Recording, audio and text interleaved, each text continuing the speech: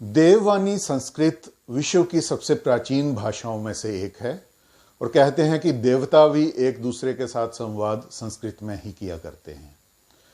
जो आज की स्थिति है संस्कृत की जम्मू कश्मीर में, वो देख के बहुत ही एक दुख होता है, बहुत ही पीड़ा होती है, क्योंकि एक समय में जम्मू कश्मीर संस्कृत के प्रचार प्रसार का एक केंद्र था। यहाँ पे संस्कृत के बड़े बड़े आचार्य, बड़े बड़े स्कॉलर्स, आचार्य अभिनव गुप्त जैसे लोग हुआ करते थे, जो कि संस्कृत का प्रचार प्रसार किया करते थे और एक न्यूक्लियस था संस्कृत का विश्व भर के लिए। लेकिन आज वो स्थिति नहीं रही है।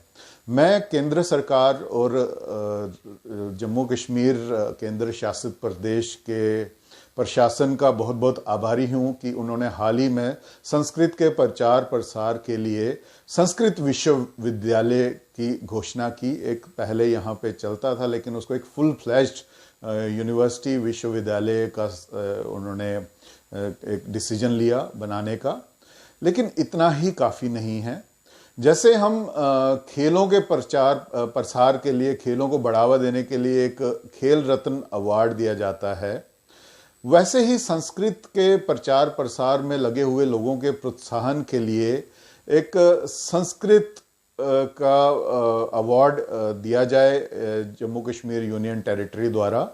मैं महंत रोहित शास्त्री जी और उनकी टीम द्वारा एक मुहिम जो छेड़ी गई है हमारे केंद्र शासित प्रदेश के प्रशासन से, ये गुहार लगाने के लिए कि एक अवार्ड जम्मू कश्मीर का संस्कृत के प्रचार प्रसार के लिए शुरू किया जाए।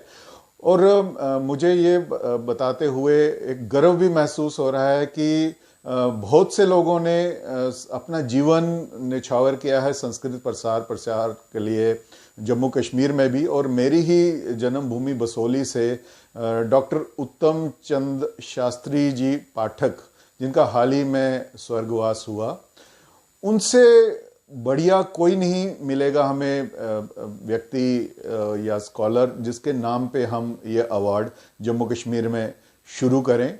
मेरी उपराज्यपाल, माननीय उपराज्यपाल जी से यही विनती है कि डॉक्टर उत्तम चंद शास्त्री जी पाठक के नाम पे एक संस्कृत अवार्ड शीघ्र अतिशीघ्र शुरू करने की घोषणा करें, ताकि संस्कृत के प्रचार और प्रसार के लिए और प्रोत्साहन मिले और ज़्यादा लोग इसके लिए सामने आएं। बहुत बहुत धन्यवाद।